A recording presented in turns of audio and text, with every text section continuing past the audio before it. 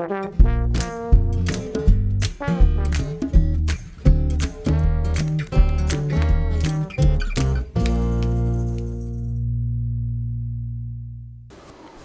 everyone to another episode of Culture Cooking. We're so excited to get back in the kitchen with all of you. My name is Chef Jacobsen Valentine. I'm the founder of Feed the Mass, a local food revolution organization in Portland, Oregon. I've been in the restaurant industry for over 13 years and teaching for the last 5. My co-host tonight is Chef Jamal Hines. Hey everyone, my name is Chef Jamal. I'm the owner of Grassroots Food PDX here in Portland, an organization that spreads the love and knowledge of Caribbean food. I've coupled that with 14 years of hospitality service experience and the love of teaching others.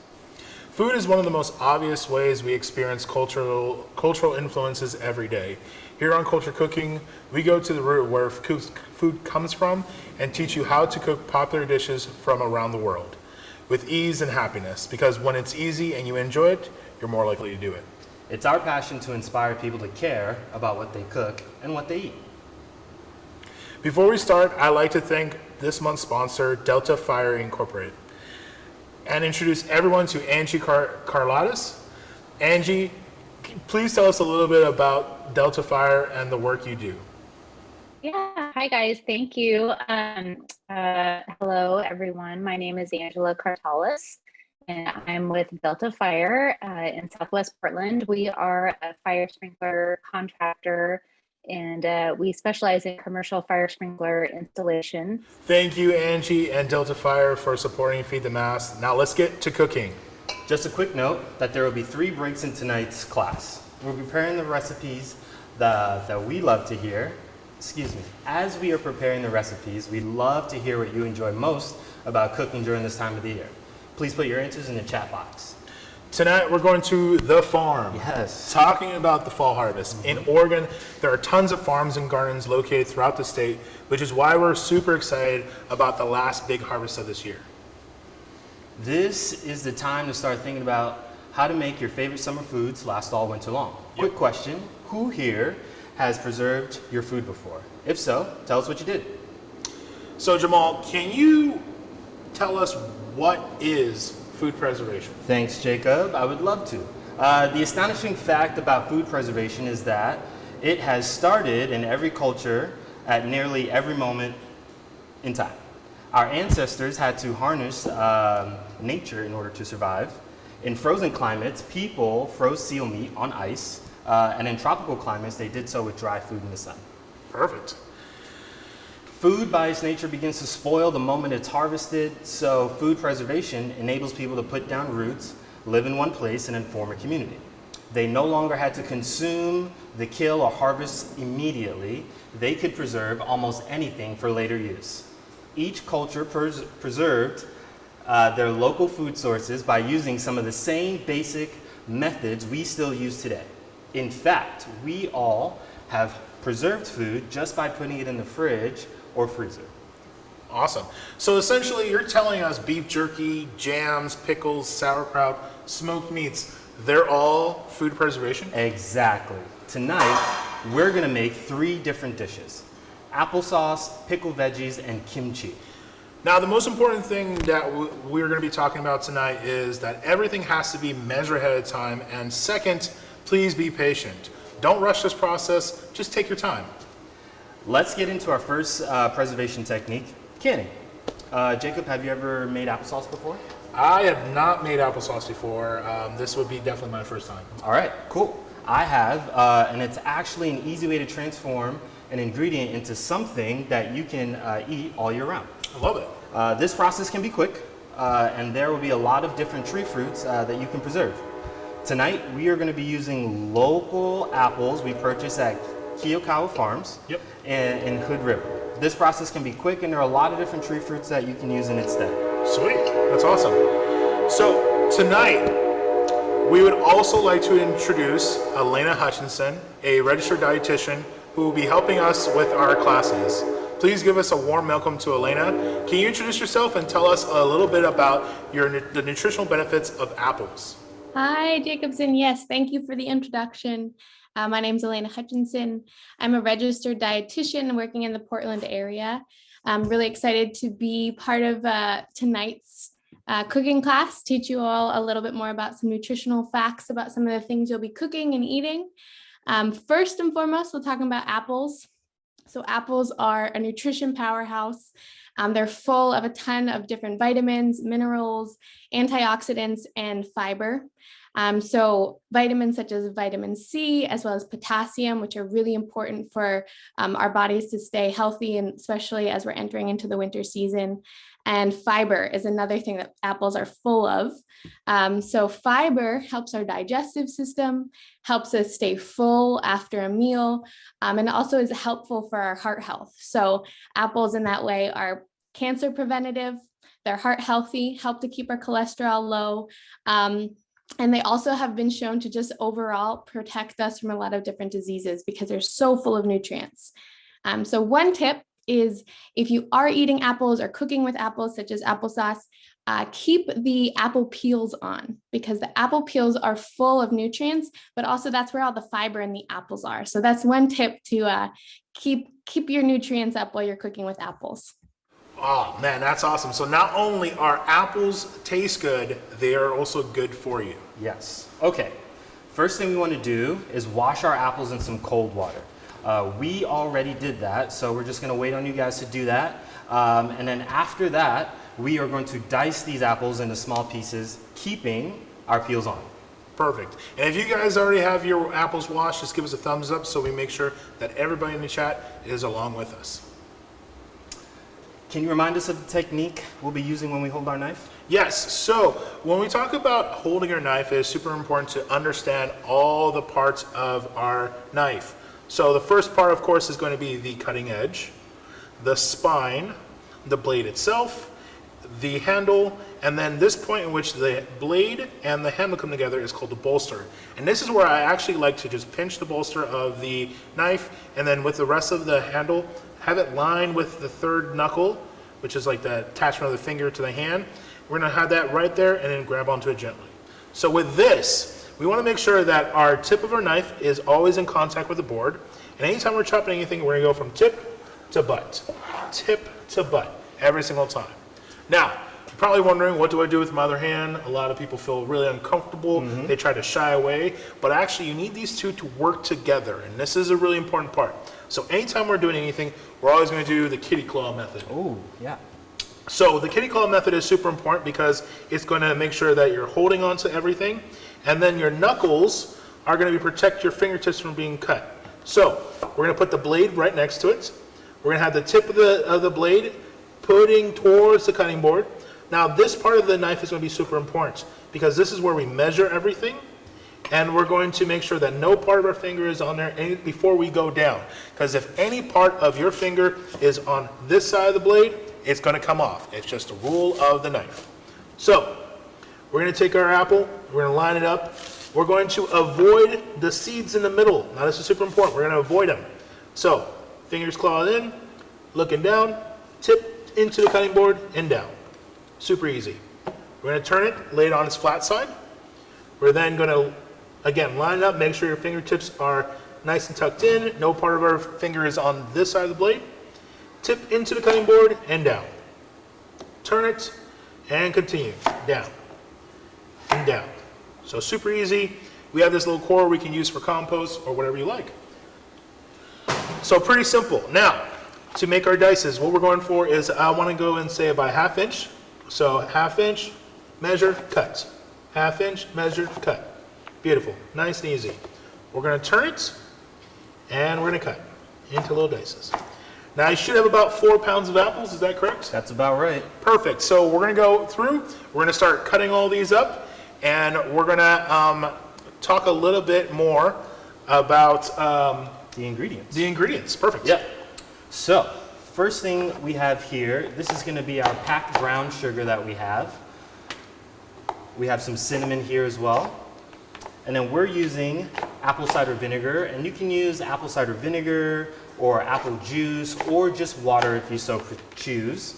And then we have 2 lemons that we're just going to use the juice of.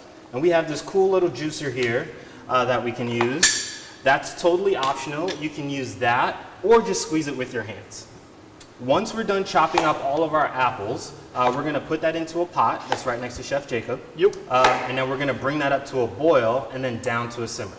Beautiful. This process will take about 20 minutes or so, or right up until your apples get soft and break down. So Jamal, what is brown sugar? Do you know what that is? Brown sugar. I think it's molasses, right? Yeah, so what they do with brown sugar is they take molasses, they dry it out as much as possible, and then they kind of grind it down. So it's actually really awesome that we're kind of using molasses because it is also a really good sugar to use versus like processed white sugar. Yes. All right, so what are some of the things you like to do with apples? for apples, besides snacking, I like to, you can caramelize them for a little breakfast, add them into some oatmeals. It's a great sugar snack, so feeling kind of low in the afternoon, that's a good time to kind of snack on an apple. You can dip it in something. You can dip apples in applesauce or peanut butter or Nutella, if you so choose. I have done the peanut butter thing because I'm a big. For those of you who've taken my class in the past, know that I'm a big peanut butter fan. I love slicing up these apples, dipping them. It's a really good way to get protein, and it's a really awesome little treat, I say. Yeah. All right, so we got our apples going. How's everybody doing? Is everybody got their fingers? Want to make sure you guys are following along, taking your time. Understand this is a process. And again, like I always say, take your time. Make sure you're doing everything you can to get everything even because, again, if everything is cut evenly, then it will cook evenly. And if you want a really smooth texture, take your time and cut it. All right. Perfect. So, before we finish, I want to make sure that we start sanitizing our mason jars. So I'm going to let you finish those up. All right. So, sanitizing our mason jars is super important because we want them to kind of be sterile, meaning there's no germs, no bacteria, no gunk, and this is super important. So, two easy ways of doing this. The one way is we're going to get a pot of water. So I'm going to go and steal your pot of water. All right. There we go. You want to turn yours off? Oh, I'm going to need your plug. It's all good. So make sure your stove is plugged in. There we go. It's all good. All right. So we had our water that's been boiling for a little bit. An easy way to do this is we're going to take our jars, and all you're going to do is you're going to dip them in carefully. Beautiful, thank you. Into our boiling water. All right. We're going to submerge them, making sure that all of the hot water is taking every part of it. And you can let this sit in there for about 20 minutes.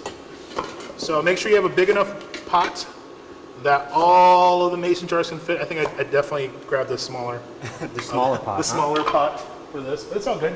So we're always going to use our hot pads anytime we're grabbing onto anything hot. Safety first. Safety first. Beautiful.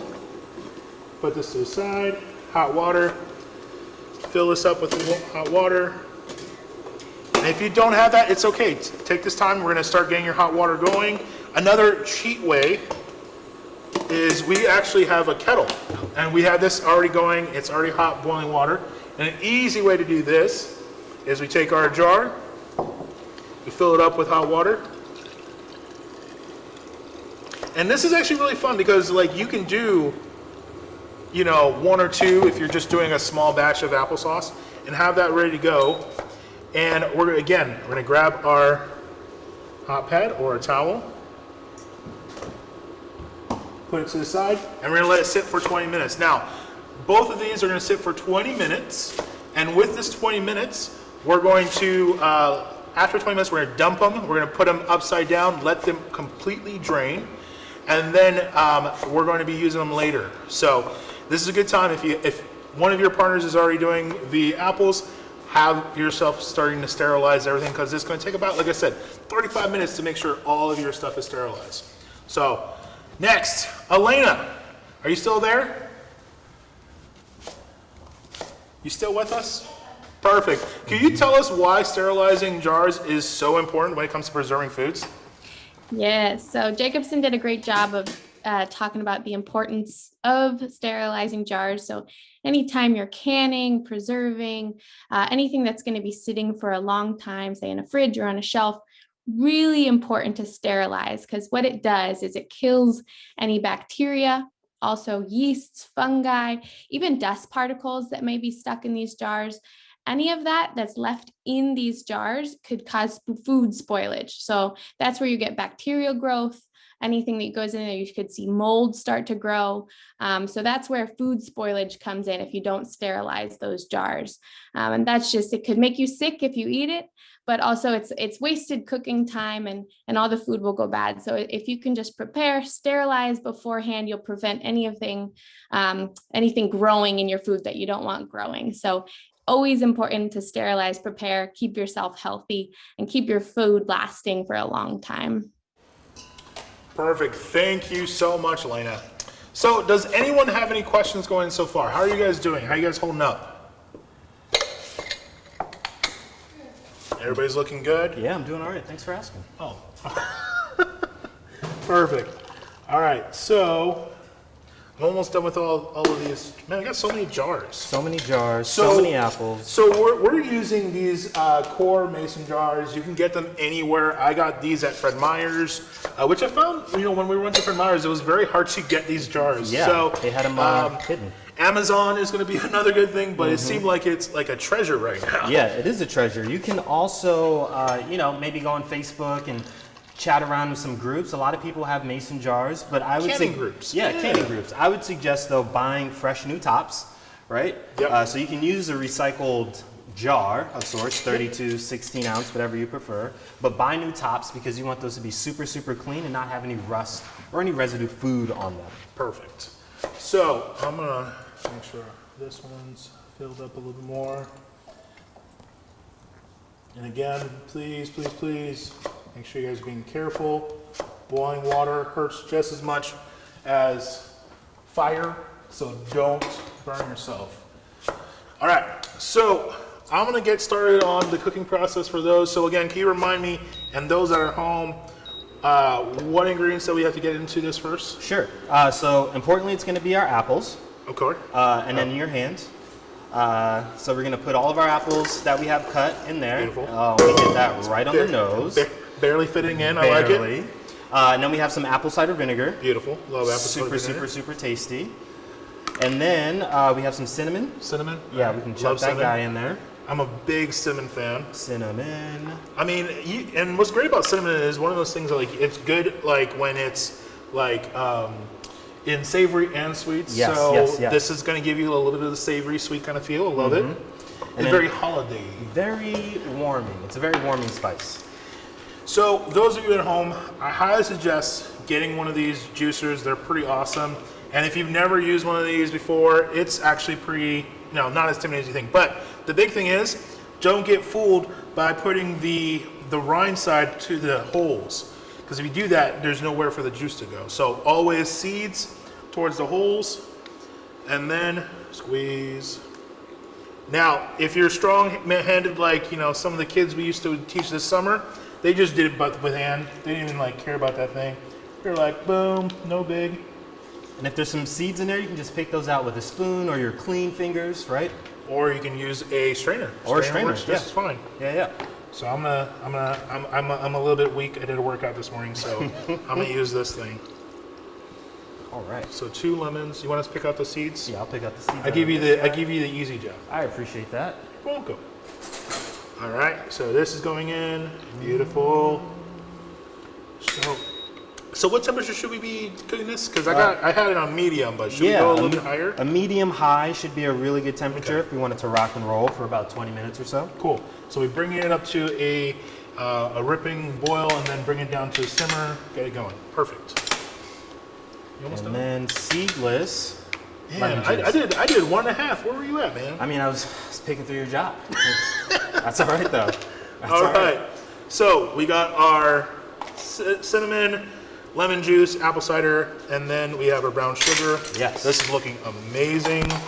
Is everybody good online? Everybody's good? No problems, no hands raised? All right. All right, so we're going to get this going to a boil. We need to clean up and sterilize our area. Now this is super important. How to clean your areas is just as important than cleaning it, because how you clean it is going to affect what happens. So if you're using something like wood, making sure we're using either a bleach water, which again, it's 1 gallon of bleach to 1 tablespoon of bleach, or 1 tablespoon of bleach to 1 gallon of water. Or if you have some lemon juice, that works the same way. 1 tablespoon of lemon juice to a gallon of water, or vinegar. They all work. And since you were already pickling, you might as well use the vinegar. Might as well. Yeah. But I would definitely suggest white distilled vinegar, because apple cider vinegar and rice wine vinegar has sugar in it, and then you're just going to attract bugs, and you don't want that in your house. Yeah. So we're going to clean up our stations. Now, while we are going to get cleaned up, we're going to take a 5-minute break. And in that 5-minute break, I have a little treat for you guys. We're going to show you guys a video when we're at Cauliflower Farms this last weekend, doing some apple picking and talking to a 3rd generation farmer who's been in Hood River since 1905. 05, the turn of the century, as he would say. Geez, that's a long time.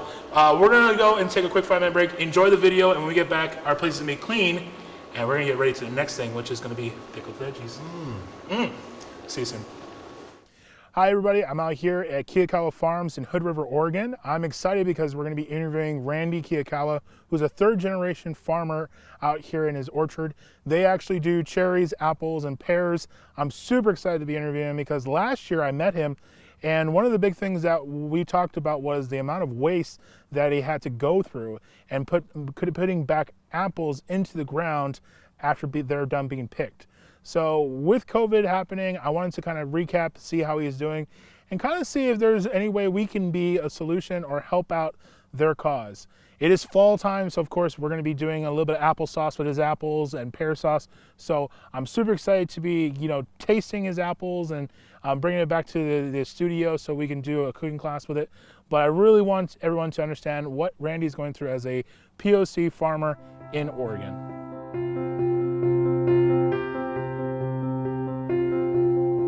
My name's Randy Cauliflower Family Orchards. I'm the 3rd generation orchardist here in the Hood River Valley. The Hood River Valley is only about an hour and a half from Portland, so it's a great location for people to come make a day trip. Both on my mom's and my dad's side, they came in about 1911 from Japan, or 1905, turn of the century, and settled. My mom's side settled in Washington, up in Tacoma, and my dad's side here in Hood River. That we still are going to have waste. The nice thing is that we are pressing our apples, that prevents it from going to waste, but if there's, for the pears, we currently don't press our pears. That's why we have quite a few more varieties. You could press pears, we just don't have our certification to press pears. So one of the things that a lot of farmers are dealing with lately has been waste. And a lot of the waste is actually not because the people are not buying it, it is actually because of blemishes. A lot of supermarkets actually require that they are perfect, blemish-free, so when it goes into sale, people actually buy it because it looks great. Unfortunately, that is actually a very flawed way of thinking about things, because even if it's blemished, it's actually just as good as something that's perfect. It's just more of a situation about ethics. If it's perfect, if you ask for a perfect thing, it has to be perfect. But I don't think wasting should be included because it doesn't look perfect.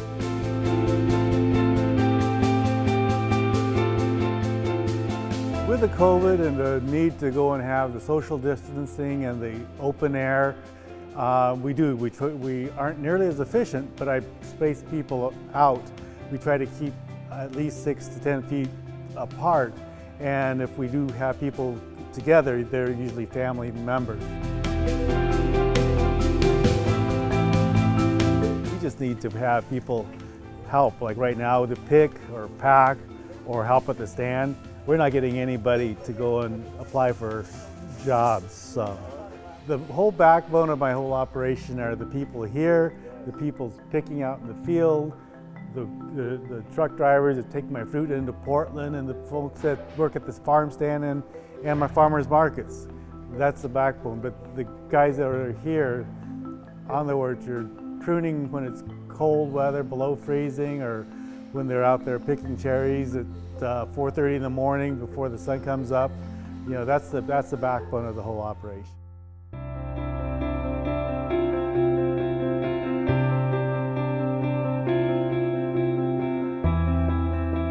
So the one way that people could go and help out not only our farm, but really farmers throughout the country is to buy local.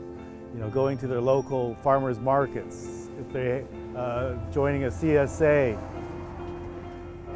going to the farm stand, or even just going to stores that are conscientious about where they purchase their fruits or vegetables or meats or grains, is to go and just ask, you know, oh, where is this from? Could we get something sourced a little bit closer?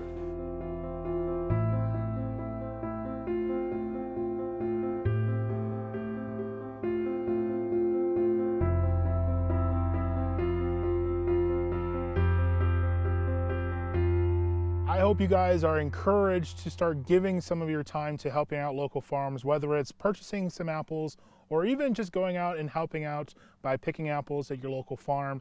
Please join me and others who are going to be signing up in the near future to help out these farms. Check out our website, feedthemass.org/volunteer for more information.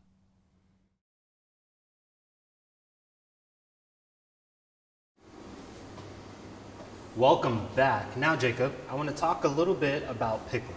I know you have a quick pickle, an easy recipe for us.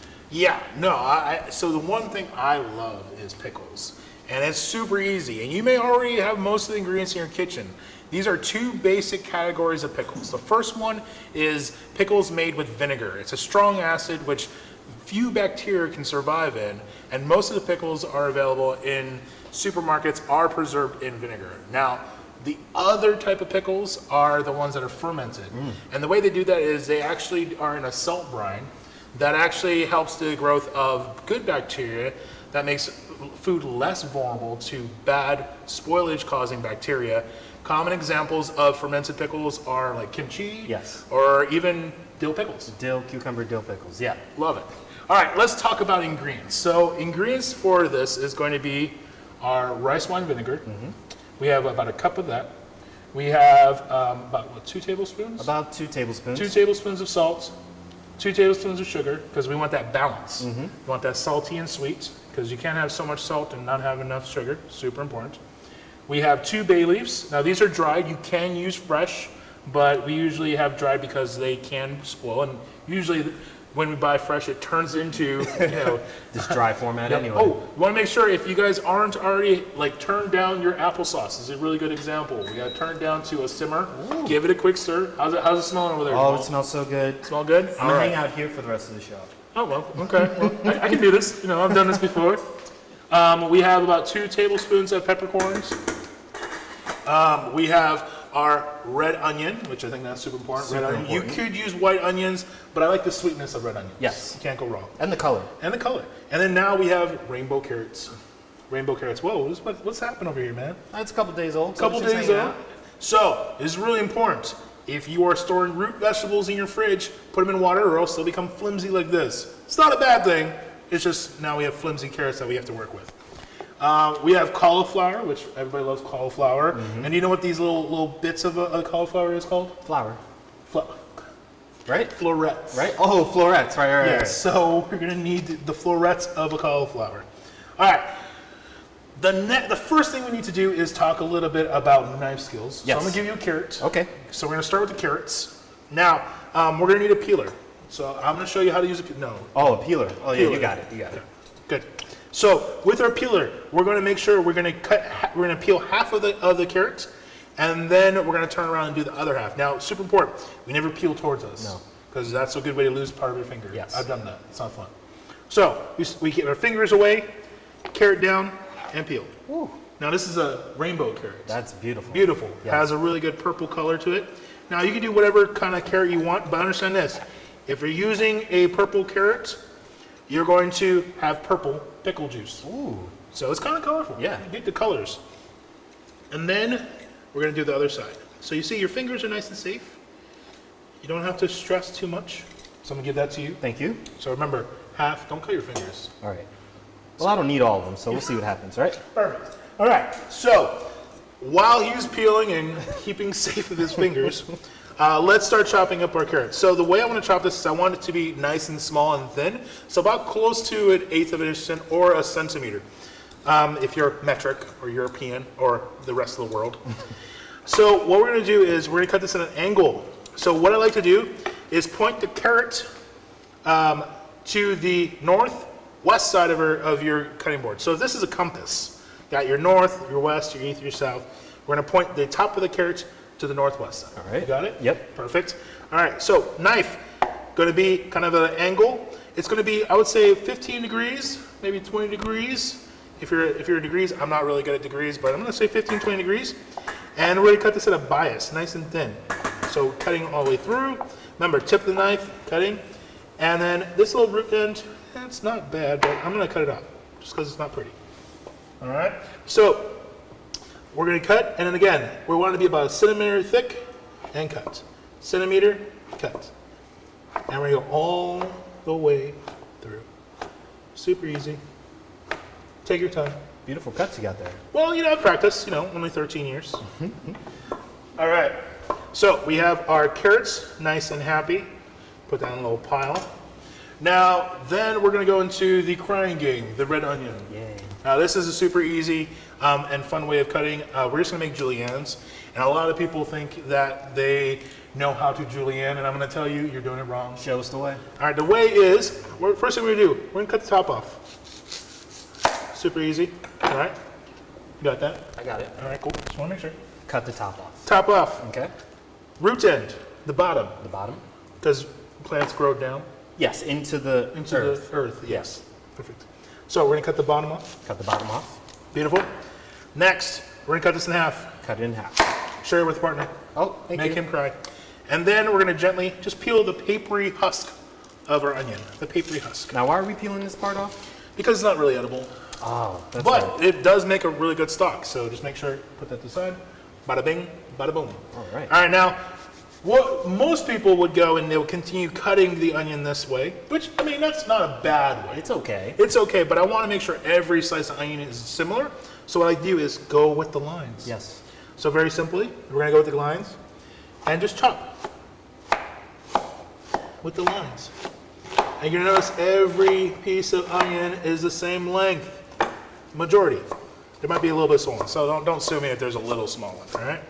So we're going to cut all of our onions julienne. Once you get about 3/4 of the way, tip it over and keep going. Super easy. And again, you want it to be about the same size as your carrot, so about, I would say, a centimeter or an eighth of an inch. Okay. And I want you to kind of get in there, break it all up. This is going to help the pickling process. If you throw them in whole, it's not going to be great. We want great pickles, not lazy pickles. Now this might make you cry, so I apologize in advance. Don't take it personally. I'm not going to take it personally. All right, so I'm going to let him finish that up. Next, we have our cauliflower and their Flowers. florets. Florets. Your goodness. It's his first week, I swear. All right, so we're going to go with our knife, and we're just going to cut out these little florets. Super easy, being careful. Now, if they don't immediately part, just break them off. Bada bing, bada boom. Too easy. I'm going to let you do that. Thank you, thank you. You seem like you need work. Yes. All right, so we're going to then talk about the dill. This is beautiful dill. This is my favorite part. Smells really good. Reminds Smells me of like ranch. Nice. You're my best friend. All right, so we're going to then, you can just easily take off the big stems. You can pluck this off, but this is also, you can just throw this in your stock pile, compost pile. That's totally fine. But we don't want these woody stems. These aren't really good pickled or anything like that. But it could be a really good flavor that you can add into a stock or a soup. So if you like dill in your soup, use this. Are you guys getting a theme here?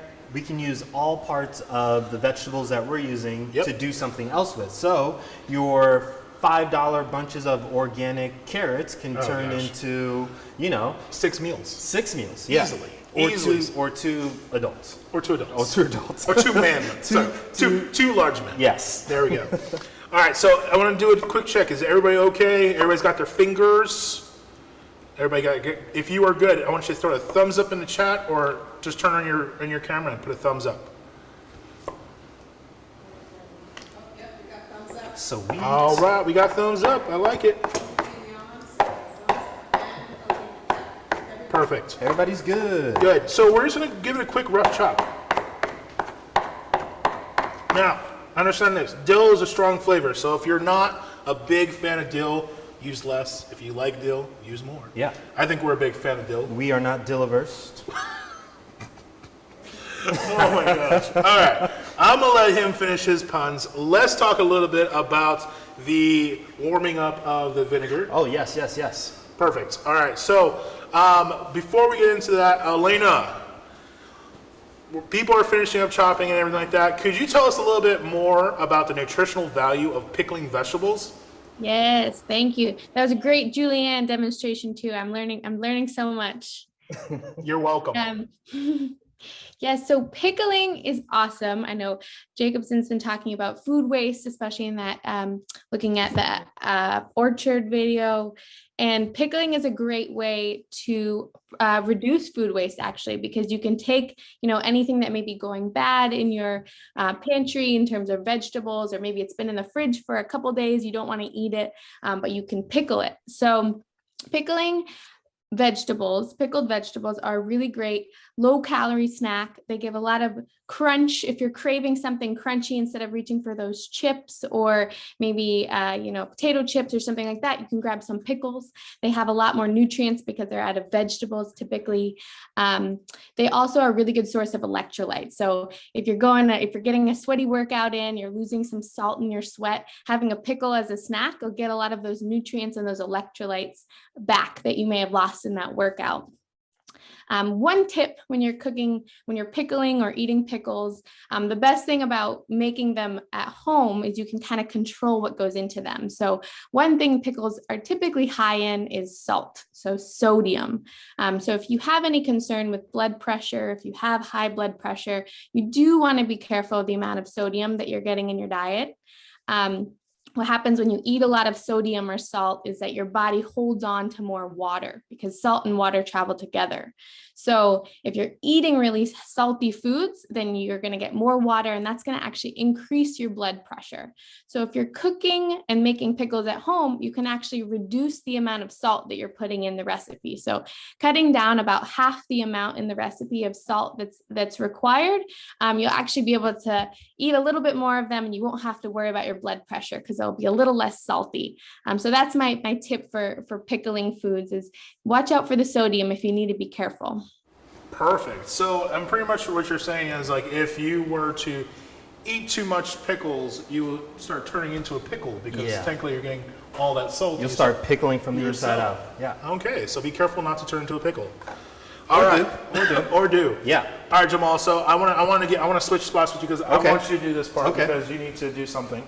So I mean, I don't want to take all the spotlight. So talk to me a little bit about this. Let's talk a little bit about this vinegar mixture. All right. So we have our rice wine vinegar. Yep. Correct? So we have our rice wine. You got your pot on? Yep. It's not on.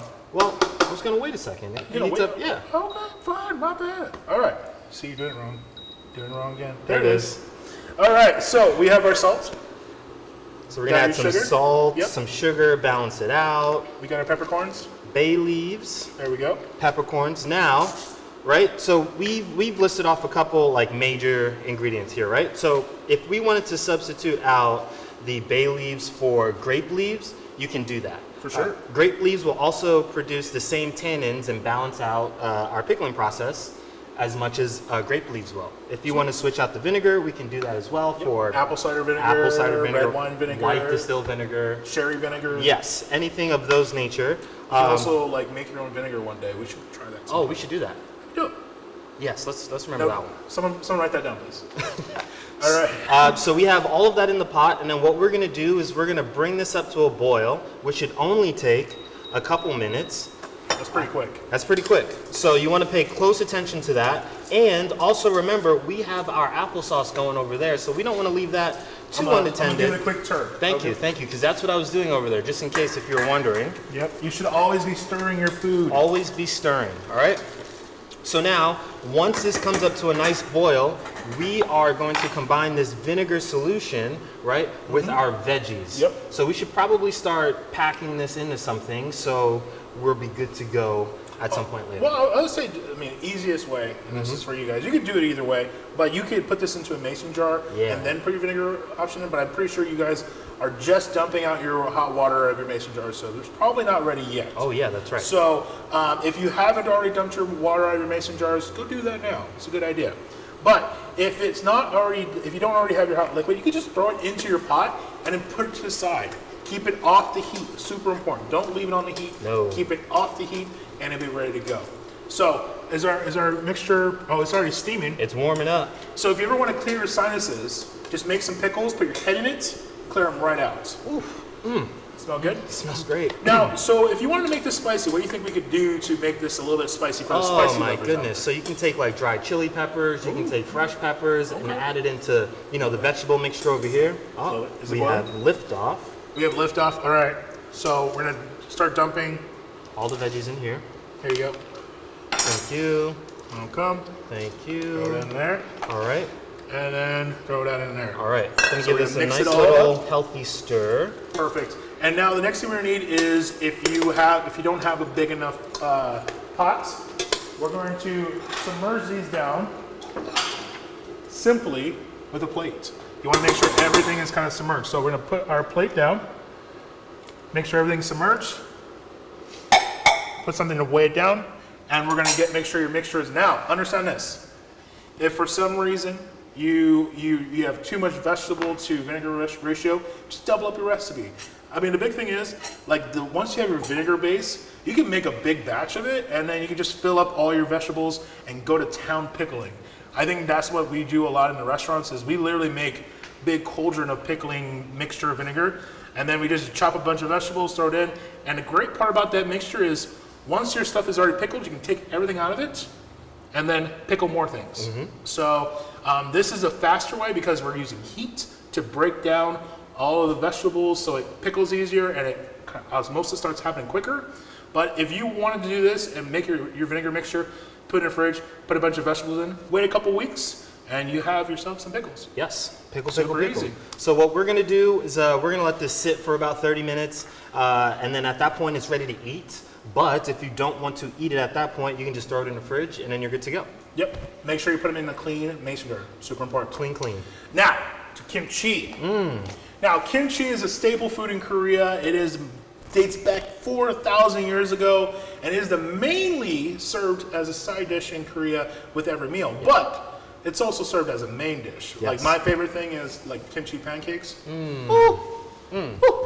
Or Now- a little kimchi fried rice, right? Kimchi fried rice. Ooh, A little bit of shrimp. You told me about that. It was Oh, delicious. this week was marvelous. It Let me just was say. a great Yeah. week. All right. So, Alayna, could you give us some like nutritional insights on kimchi? Yes, kimchi is one of my favorite things. So thank you for cooking it up tonight.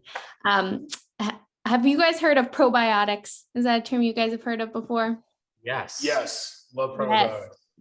So probiotics are healthy bacteria.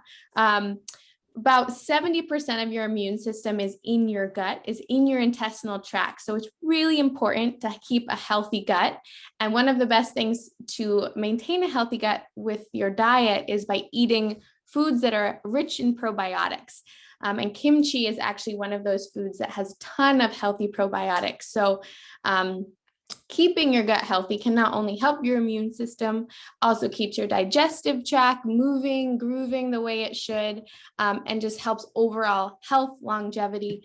So some research studies have shown that eating something like kimchi, some fermented foods that are high in probiotics on a regular basis actually helps to decrease your cholesterol level, help your blood sugars remain level, and help you stay and fight any sort of sickness that may be coming your way. So learning how to cook it and having kimchi, as a staple in your kitchen, in your fridge, will be really important for just feeling good overall and staying healthy all year long. Perfect. Thank you so much. Now, this popular Korean dish takes about 2.5 hours to do. And I know we don't have that much time because we'll be here till midnight, and I just don't have a sleeping bag, so I can't sleep anywhere foreign without a sleeping bag. It's just me. So we've made a video that takes you through the process in much less of a time. If you follow the recipe, you can do it at your own time. It's including your recipe packet. Shout out to mongchi.com for this recipe, and hope you enjoy it. Oh, and the best thing about this, it's vegan. It's vegan. So It's you're welcome, so Cynthia. vegan. Yeah. All right, so feel free to post any questions in the chat. We're gonna watch this video. It takes about 20 minutes, and then we're gonna be back to do some tasting of pickles and all that stuff. Yes. I'm super excited to see you guys. See you soon. I, for one, love kimchi, and I'm happy to add it to my pantry. Yeah, did you know that historically kimchi was not a spicy dish? Oh, no, I didn't. Yeah, when cabbage first arrived in Korea around 2030 BC, families turned it to fermentation to preserve it. It wasn't until the 16th century when Portuguese traders introduced the first chili peppers from America that kimchi developed its signature spicy flair, making the recipe complete. So how spicy do you like your kimchi? Like when I go to the store and buy it, I'm always going to medium, because I truly believe that when you go to any other country and they say, hey, this is our medium, it's usually spicy. It's spicy. It's spicy. Like, I mean, I have a couple friends who are from India, and they say, oh, we're gonna get you the mild one, the mild, no worries, you just want the mild. It's still hot. And I'm like, I'm dying inside. What is spicy to you? So it's fire, liquid magma. All right, so let's get back to the applesauce. Jamal, what's going on here, man? This looks like a science experiment. All right, cool. So we have some tasting spoons, some regular spoons. We have our little, jar filler situation That's here. super important. But we know what we're here for, right? We're here for the applesauce. What's the applesauce? So, How's it look? It looks good. it looks good. All right, so this looks really good. Hey, I want to make sure everybody can see. Dan, where do you want me to put it? Camera one. Camera one right here. Here we go. Oh yeah, can you see that? Can you see it? That looks good. You guys gotta get some thumbs up in the chat if you like how it looks. All right, so it's kind of chunky. It's rust. I mean, it's not like applesauce that you get from like No, it's not there yet. It's not there yet. So this is gonna be in its form right here. It's rustic, right? Rustic. Yeah. So before we finish this up, I want to make sure that our mason jars are sterilized and clean, and we know that, right? Yep. We already put them in boiling water and let them drain for about 15 minutes. Yep. Cool. We're gonna make sure there's no bacteria in there that we talked about, and we washed our hands, so Yes, we're clean. we did. So We're clean. Make sure that you have clean hands and that they're washed. Clean. All right, cool. So now that we have our jars clean and ready, what is next, Jamal? at this point, we have a surprise for everyone, right? What surprise? We're gonna make 3 different kinds of applesauces. Okay. All right, so one is gonna be, let's say the food mill version. The food mill. Right? For those of you who have never had a food mill, this is actually going to be my first time using one of these. But like, what's cool about this? Ooh, that's a scary sound. Yeah, so what's cool about this is that we can put in our product, right, mill it through, and any unwanted thing. So like for the first one, it's gonna Like not apple have this. seeds or Yeah, anything yeah. like that. Okay, so you want to pass me a bowl? So pass the bowl. You can start doing that. So that's gonna be the first one, right? Throw some in. Throw some in. All right, cool. Like, help me out, man. Like, give you a spoon. Spoon. Oh, Spoon me. Pat. I mean, so give me a spoon. All right, so know that we are gonna have some skins left behind, so we might want to transfer that back inside so we have all of that wonderful nutritional value that we talked about earlier. Yep. Right? Shout out to our nutrition team. Elena, you're awesome. Okay, so I gotta just turn it. just start turning it and it'll just start pressing its way through. Okay, turning. So that's gonna be one kind, right? Oh yeah. Another kind that we're gonna do is gonna be like a caramel, bourbon, chunky, cinnamon sort of concoction. And then for that, we're gonna use some maple syrup that's been bourbon barrel aged and kind of put that in there, right? And that one's gonna be, just a little chunky. So we'll just use our potato masher to get that done. Sweet. All right. So you want to grab another bowl? Yeah. Let's get on that. I mean, it's looking like applesauce. I mean, this is pretty awesome. I've never actually used one of these. I see them on like cooking shows and like Fancy stuff, but the fancy stuff. But I'm old school. I like just give me a food processor And Zip it up and it's good to go. zip her up.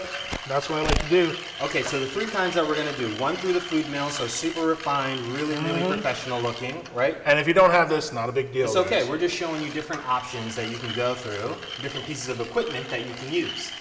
So the food mill version, and then we're gonna do another version, right? Masher. So, masher. Yeah, we'll your use, masher? we'll use a spoon. Oh, you're gonna use a spoon. Okay. Yeah, so we'll just put this in here, right? So it's I'm just following you, man. You wanted applesauce. I'm the applesauce king right now. I'll take that crown any day. All right. All right. So what we're gonna Don't do? tell Johnny Appleseed. So you can just use like a spoon or a food masher. And just kind of break that up. So we're just gonna leave it a little rustic, right? So it has like a nice texture to it. Okay, so this is pretty well mashed on the top, so I'm gonna just add this in. We have a question? Got a question? No? No? All right. Good? Oh, bring it closer? Got it. All right, cool. So now, put a little bit of that maple bourbon situation. Stir that in there. I think I'm gonna take a little bit more, because I definitely want to try this. Why? Because there's bourbon in it? Because it's gonna be delicious. Because it's adult. It's delicious. Delicious too, but it's also meant for adults. All right, you wanna pass me a jar? No? Yes, I got you. Here you go, bud. Thank you. I'll even give you the funnel. Sweet. All right, so super important, we're talking about safety. Right? All right, you want to make sure that we are always, making sure you have your everything that's hot, on a hot pad. Make sure you have your gloves. Now, if it's too hot, make sure you got your oven mitts on. But that's, Yeah. whatever you want to go with. Now, Alayna, any nutritional pairings or anything like that you would want to add into this? Yes, good question. The applesauce is looking really good. Thank you. So Thank the you. thing about applesauce, we're talking about this, is it is in fact a sauce. So it's not meant to be necessarily the main dish. Applesauce, while it's delicious and full of nutrients, it's also full of sugar. So what happens when we eat something like applesauce is your body eats it and very quickly digests it and breaks it down into sugar, which turns your blood into a sugary bloodstream that's floating around. And one thing you can do if you're eating something like applesauce, in order to keep your blood sugar more level, prevent it from having those spikes that it might have when you eat it by itself, is pairing applesauce with some kind of protein. And so that's kind of up to what your taste preferences are, but some things like grilled chicken, pork chops, I know people like to pair the applesauce with, or if you like Greek yogurt, any sort of protein actually helps to slow down the absorption of sugar from eating something like applesauce and keeps your blood sugar levels pretty even. And that's important because if we have really high blood sugar levels all the time, that's when we get into trouble. That's where you can start to have things like pre-diabetes or diabetes. So pairing something like applesauce with a good protein source is actually really healthy for you and keeps your blood sugars level. Another tip to kind of swap applesauce and bring it into your diet more is if you're baking, say you're making some muffins or maybe some banana bread, instead of using sugar, you could use applesauce actually as a sweetener, and it actually adds some natural sweetness to it, but it also has some nutrients that processed sugar wouldn't have. So those are 2 tips. If you're eating applesauce, make sure to pair it with a good protein source.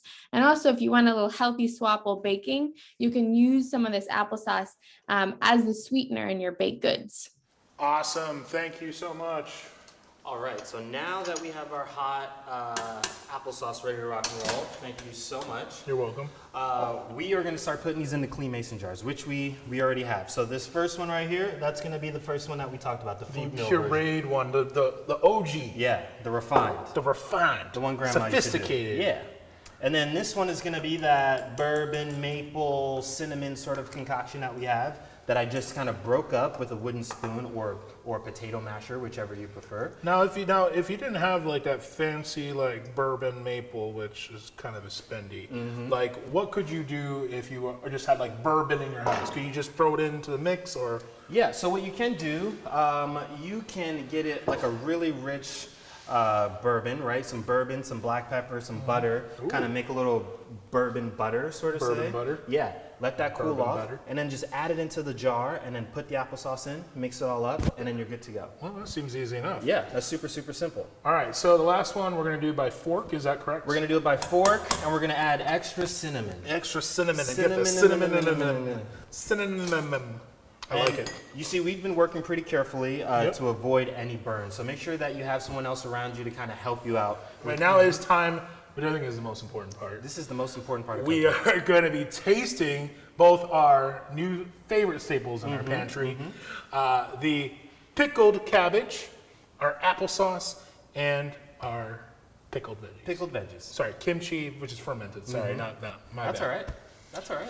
All right, so you ready? You got Yes. enough? Can we get one more spoon each? One more spoon. Because I want to try all three. I mean, we got to what's the point, right? Yeah. Plus, we don't want to, We don't double want dip. to cheat ourselves. We don't want to double dip because again, we're adding more bacteria we Yes. don't need.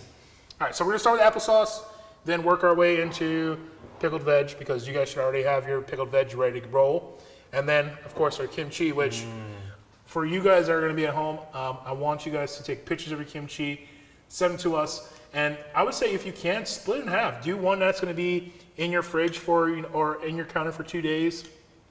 And then like we did, we put the other half and we're gonna do it for 2 weeks and see what it's gonna taste like. Old school, like refrigerated kimchi. Old school, put it in the ground, see what happens in a couple Well, I months. mean, the fridge is kind of a ground. Yeah, it's our new ground. It's our new ground. There you go. All right, so let's start with this is the rustic, So just cinnamon. This is the cinnamon. The cinnamon, rustic. the Johnny Appleseed, old school rustic. So it should be like very cinnamony on purpose. Oh man. Sweet. Well, cinnamon's good for antioxidants, right? Yeah, I think it's good for circulation too. I could be wrong. I don't know. Elena, do you know what's up with cinnamon as a nutritionist? Oh, Look at that. Look at that. We're saving people's lives with applesauce. So we can actually put more cinnamon in there. So I'll just set that aside for later so we know. That never existed. All right, so we have our bourbon maple applesauce. Now I went light on it because, didn't want anyone to be boozy. Well, I think we should add more booze, but it's just me. Ooh, That's really good, though. that's really good. That's really good. It's not too sweet, but Yeah, it kind of took away some of the tartness. yep. Right, and added another depth to it. Oh, that's so good. All right, All right, grandma's Grandma old style. school. this Like- is like, Look at that. Look how smooth that is. you can give this to Look how a smooth. baby Look, and we're walk gonna, away. we're gonna go over here. Is that in? Is that in this- tight? I Is think that this tight is enough? it. Right here? This is a shot. Is that in? Look at that. Oh, that looks. Dan's over there like, this is for you, Dan. Right Look here. at that. Slap your mama. Delicious. I'm gonna call her. I'm like, look, I'm gonna need you I to gotta sit slap. I gotta slap you. I gotta I'm sorry. slap I'm gonna have to slap you. down with all right. due respect. Lid me up. Yes, Now, sir. super important. Whenever we're lidding anything, we always date it, so we know when it is ready to go. So we're gonna date it. Now, this is the pickled veggies. We're gonna date it. We're gonna take it out. Oh, that smells really good. And you Yep. notice ours is like really purple because again, remember you have the purple carrots, which throws that purple pectin into it. Yes. Super delicious. So- Fork it up. Real quick tip: when you're trying this at home, right? You have it in the fridge. You're doing your thing, and you want that little bit of snack. Remember to push down your veggies when you're done, and that you're using a clean spoon or clean finger to take it out, because we are trying to avoid adding extra Bacteria. bad bacteria, right? As Jacob said, bad bacteria. Bad bacteria. I saw the air quotes there. All right, so I'm gonna bring it in. Nice and tight. Dan, are we in? Are we in? Low to the left. There we go. This is it? Is this it? Yeah? Okay, cool. All right. I'm done. That's good. This is why I became a chef. These moments, all the reading, the research, the consulting, the mouthwatering. Ooh, you heard that little pop? Okay, so tell us about this kimchi. Is this So- the one in the fridge or? No, this is 48 hours. And it kind of had that, like, you can kind of see a little bit. Actually, I wonder if I can do it overhead. See little bubbles popping? That means the fermentation's happening, which I think that's really good. So it'll be a little bit sour. So the original one, it's just gonna have like really salty and everything like that. Look at that. Oh, look at all those little, that's the CO2 Look at those bubbling. bubbles on the side. Oh man, it looks so good. I don't even want to eat it because it's so pretty. Well, that's one of us. So I'm gonna go in. Now, understand this. If it kind of tastes a little funky, it's all right. It's not a big deal. It's supposed to be a little funky. So this, All right. I'm going home, y'all. all right, looks like I'm cleaning up. I'll take it from here. So, let's give it a shot. Yeah. Right? Right? This is my jar.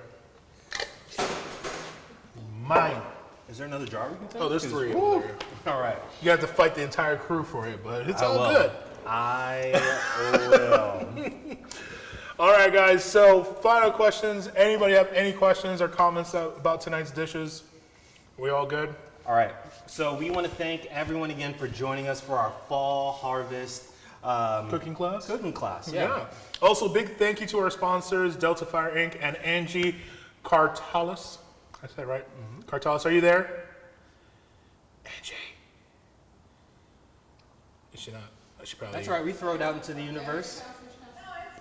Hey, all right, Angie. How's everything going? Good? All right. Awesome. Well, thank you guys so much for sponsoring this class for everybody. Really appreciate it. Also, big shout out. Oh, so that's you. No, it's all right. We want to keep giving thanks, right? Yes. So we want to give a shout out to a new member of our team, Yep. our registered dietitian, Elena, for your knowledge and expertise. Woo! Thank Can't do without you. so much for helping us become more well-rounded chefs. Yes. Alayna, you there? Yeah. Awesome. We can't wait to do more of these with you. All right. Also, I want to big shout out to our production team, Yes. Cynthia and Dan. Thank you so much. You guys are holding it down back there. You guys are awesome. And if you enjoy being a part of an educational experience and want to help others learn how to cook and eat healthy, please help us spread the word. Yes, follow us on Instagram, Facebook, and Twitter, and subscribe to the Feed the Mass YouTube channel. Let's go. Also, tell your friends, tag us in photos, right? Anything that you made here and you post to social media, make sure you tag us. At Feed the Mass on all platforms. All platforms. Sign up for next month's class. It's going to be super, super dope. Yep, yep. You can do so at feedthemass.org/classes. Yep. And you can also follow me at Grassroots Food PDX. He makes on really Instagram. bomb food, y'all. Caribbean. Yes. Love it. And the Fed program is in our new kitchen. We're looking for more volunteers. If you're available on Fridays, Saturdays, Sundays, make sure you go to feedthemass.org/volunteer and sign up. And last but not least, again, I want to, if you want to learn more about all of our programs, go to feedthemass.org. Now, this is Chef Jacob. This is Chef Jamal. And here's to Cooking with Ease and Happiness. Hope to see you again next month while we talk a little bit about taking your Turkey Day leftovers into an opportunity to give back to the community. Yes. And of course, make some pumpkin pie. Ooh, I can't wait. Exactly. It's gonna be super warm. Good night, everyone. Good night. Thank you so much. Love you.